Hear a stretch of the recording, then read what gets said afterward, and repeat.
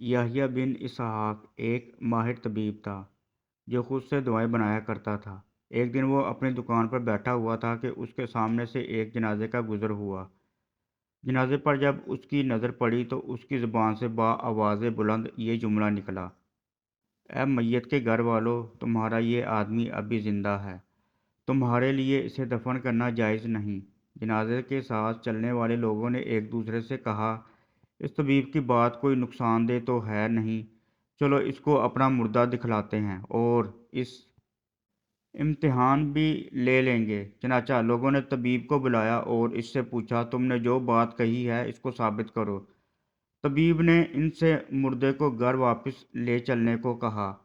گھر پہنچ کر میت کا کفن نکال کر اسے غسل خانے میں داخل کیا اور اس پر گرم پانی ڈالنے لگا اور نیم گرم پانی میں کچھ دوائیں ملا کر وہ مردے کو نہلانے لگا۔